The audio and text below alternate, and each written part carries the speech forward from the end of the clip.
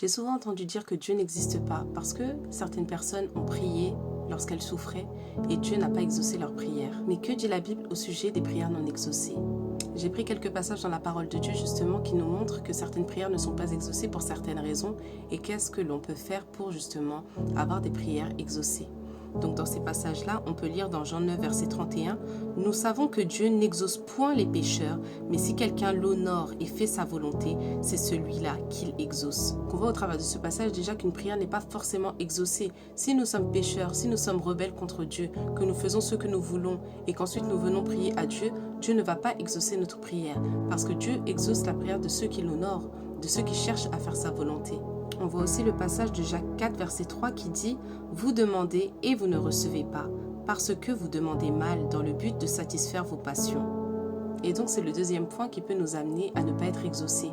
Si nous demandons des choses qui sont contraires à la volonté de Dieu, par exemple le Seigneur veut honorer le mariage, mais si nous demandons à épouser la femme ou le mari de quelqu'un d'autre, le Seigneur ne va jamais exaucer cette prière. De la même manière, si j'ai une rancœur contre quelqu'un et que je souhaite qu'il meure, je prie pour ça, le Seigneur n'exaucera pas ma prière. Nous savons que Dieu est contre le vol et si je prie pour que le vol que j'organise dans un magasin se passe bien, ma prière ne sera pas exaucée non plus. Donc lorsque nous prions, il faut aussi chercher à faire la volonté de Dieu, à ce que notre prière soit en accord avec le Seigneur.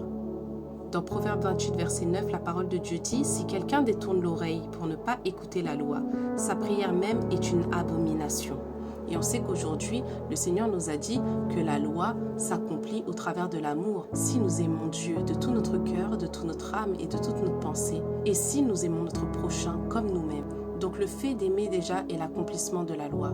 Mais si nous méprisons les autres, si nous ne les aimons pas, si nous sommes méchants avec les autres et qu'ensuite nous venons prier Dieu, Dieu n'exaucera pas notre prière. Ésaïe 59, verset 1 à 2 nous dit aussi « Non, la main de l'Éternel n'est pas trop courte pour sauver, ni son oreille trop dure pour entendre. Mais ce sont vos crimes qui mettent une séparation entre vous et votre Dieu. Ce sont vos péchés qui vous cachent sa face et l'empêchent de vous écouter. » Donc le fait de pécher, le fait de commettre des choses qui ne sont pas bonnes, font que Dieu ne pourra pas nous exaucer. Jacques 1, à partir du verset 5 jusqu'au verset 7 dit « Si quelqu'un d'entre vous manque de sagesse, qu'il la demande à Dieu, qui donne à tous simplement et sans reproche, et elle lui sera donnée. Mais qu'il la demande avec foi, sans douter, car celui qui doute est semblable au flot de la mer, agité par le vent et poussé de côté et d'autre. Qu'un tel homme ne s'imagine pas qu'il recevra quelque chose du Seigneur. » Si nous doutons, si nous n'avons pas foi en Dieu, si nous ne croyons pas qu'il nous exauce, mais que par habitude ou parce qu'on est désespéré, on se dit on va le faire, mais sans vraiment conviction, le Seigneur ne pourra pas nous exaucer. Mais cela ne veut pas dire que Dieu est injuste, parce que Dieu nous a donné une solution pour être exaucé. Et il nous a dit justement que pour être exaucé, il faut s'en remettre à Jésus-Christ. Et qui est Jésus-Christ si ce n'est Dieu, qui est venu lui-même sur la terre, sous la forme d'un homme, pour mourir à notre place?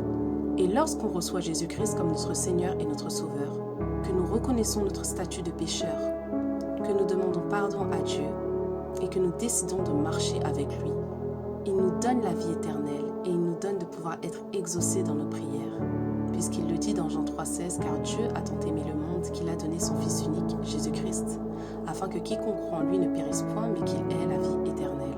Et il dit aussi dans Jean 14, verset 13, « Tout ce que vous demanderez en mon nom, je le ferai, afin que le Père soit glorifié dans le Fils. » Donc lorsque nous recevons Jésus dans notre vie, lorsque nous décidons de lui faire confiance, d'avoir foi en lui, nous avons l'assurance d'être exaucés dans nos prières.